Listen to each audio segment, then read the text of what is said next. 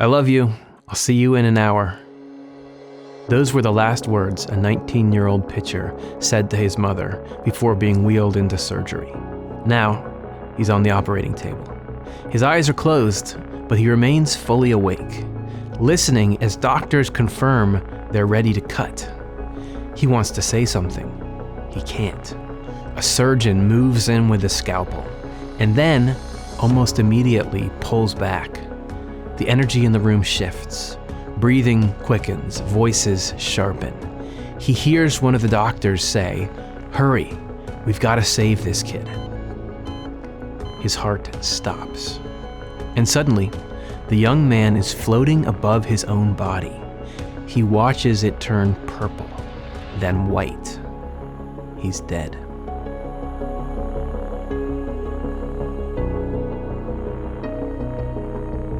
Bubba Herrick was a freshman pitcher at Jacksonville University.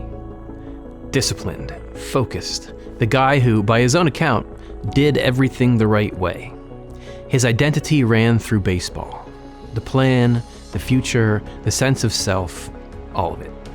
But beneath that, there were things Bubba hadn't dealt with. His father left when he was 8. Then around age 12, his stepfather Mike came into the picture. The first father figure to show him real love. Mike died 2 years before the surgery, and there was a lot Bubba had never dealt with. He didn't know any of that was about to matter. Because when Bubba Herrick's heart stopped on that operating table, the picture, the discipline, the plan, none of it came with him.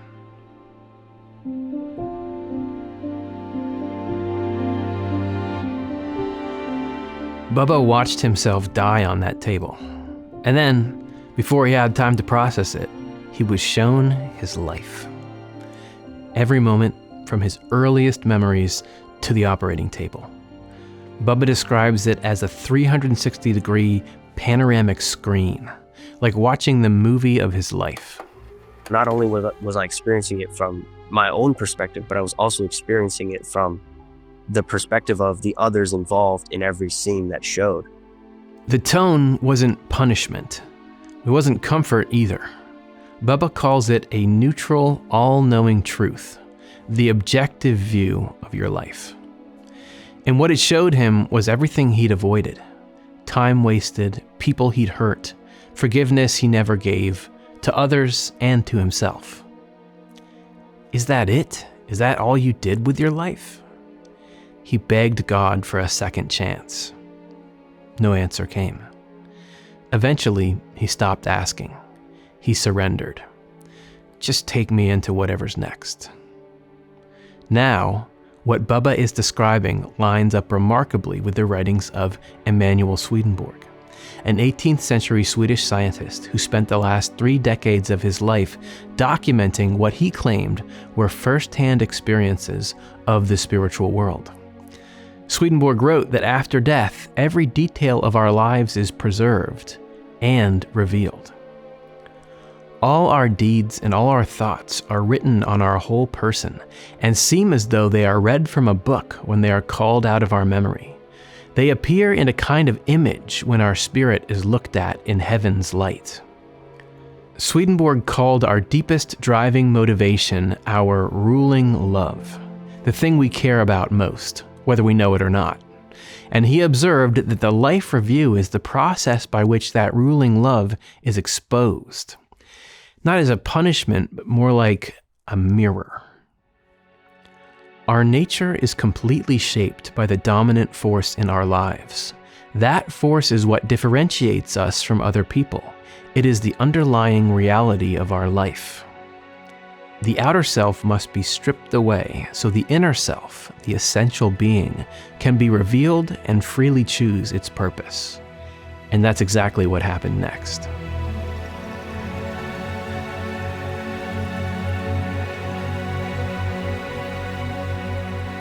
The moment Bubba surrendered, the moment he let go of the regret, the anger, the bargaining, everything changed. He was somewhere new. He describes it as blue, crystalline, like looking at the outside world from the perspective of the inside of the purest diamond in the universe. Time didn't exist here.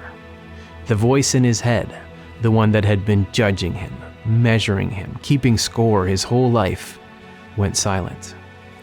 In his first telling of this story, Bubba said something striking. He said, "I was my essential being." No attachment to identity, no athlete, no performer, no guy who did everything the right way, just him. And for the first time in his life, he felt like he was home.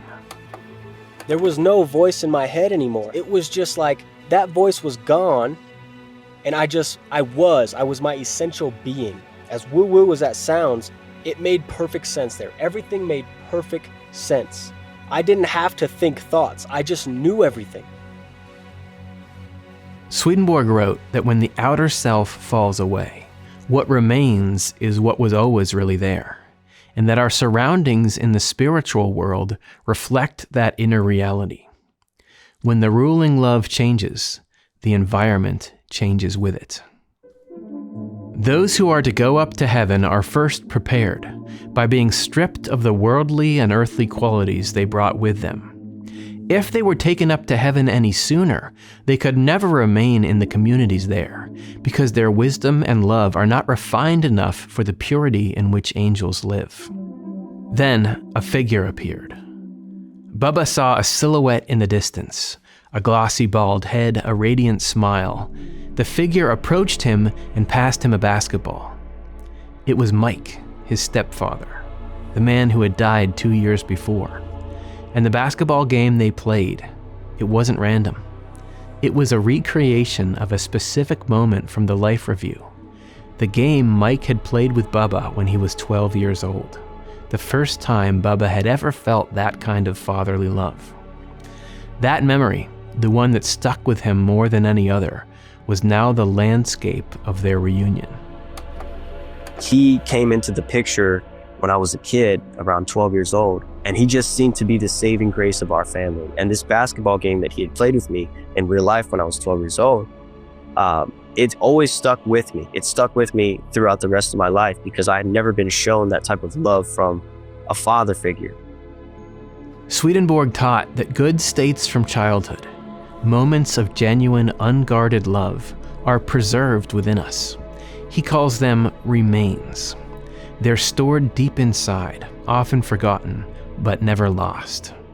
They become the foundation that a new life can be built on.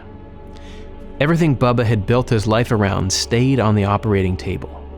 This is what came with him. That basketball game wasn't just a memory. It was a remain. The one true thing beneath everything Bubba had built on top of it. Our inner being holds good qualities and true thoughts. When they seem to have departed, we are then shallow, body-oriented people. Still, the Lord stores those things up in our inner self without our knowing. They do not come out of hiding until our outer self dies, so to speak. Mike won the game, and afterward they shared a moment of love they'd never had before, even in life. But then, Mike stepped back. His tone changed. The game was over. What came next was the hardest decision Bubba Herrick would ever make.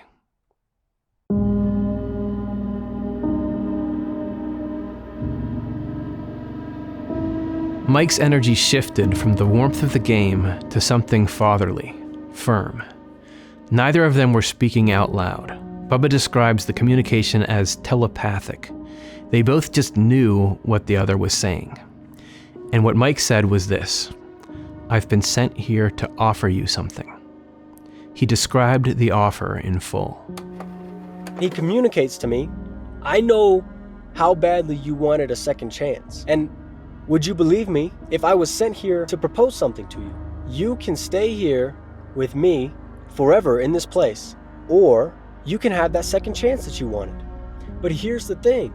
There is no wrong decision. If you stay here with me, I want you to know that our family back on Earth is going to be okay. And one day they're going to join us here. But if you get this second chance, you have a responsibility. You have to live out your purpose." And he referred to it as a great purpose. There is no wrong decision. That line matters because Mike's not commanding Bubba to go back. He's not guilting him. He's presenting him with a genuine choice, with full information and no coercion. Swedenborg insisted that this is how the spiritual world operates. Genuine spiritual change can never be forced. It only happens when there is freedom to choose and enough clarity to see what you're choosing between. No one is reformed in states where freedom and rationality are absent. Nothing becomes part of us except what we do in freedom and in accord with reason. When we do something in freedom and in accord with reason, then we do it of our own volition by means of our own discernment. And whatever is done by these two united becomes part of us. Bubba didn't want to go back. He'd already surrendered. He was home. He was at peace. But he knew, and this is a detail from that first telling, he knew while he was still in that place that going back would mean suffering, that everything about his life would have to change. He chose to go back anyway. Do I stay here in ultimate, eternal perfection, where there's no voice in my head beating me down? I have no attachment to identity or form or worldly possessions. Or do I make sure that I go back to earth and do it right, so that way the next time this happens, I don't feel that regret? If I go back, I'll have a lot of suffering to do. This experience is going to change my life. And I knew this. I knew this in that other realm. But it didn't feel like I had a choice. Obviously, here I am. Here I am. Bubba said goodbye to Mike. He said, "I love you. I'll see you soon." And then he woke up on the operating table, swinging at the doctors. He later said that was symbolic, fighting a battle against himself over the decision he'd just made. Swedenborg wrote that the process of spiritual rebirth, what he called regeneration, is not a single moment. It's a lifelong commitment. It's difficult, and it has to be freely chosen. Since the Lord wants us to be reformed and reborn in order to have eternal life, and since nothing can become part of us except what is done of our own free volition and in accord with our own rational discernment, it follows that no one is reformed in states that lack freedom and rationality. Bubba came back and everything fell apart, exactly as he knew it would. He lost interest in baseball. His relationships, built around a version of himself that no longer existed, collapsed. He had a falling out with his family. He sold everything he owned and lived in his car. It took years before he understood what had happened to him, and more years to figure out what to do with it. Today, Bubba Herrick works with young athletes, not to make them better players, but to help them find out who they are beneath the performer. The exact thing his life review showed him he'd never done for himself. The spiritual world reveals what you truly love. What you do with that truth has always been up to you. Hey everybody, thanks for watching. Hope you enjoyed that episode of the NDE Files. This show is produced by the not-for-profit Swedenborg Foundation. If you want to support us and the creation of this program, consider becoming a member of this channel. You'll get some cool perks and help know that you're spreading this content out for the next person to find. Thanks.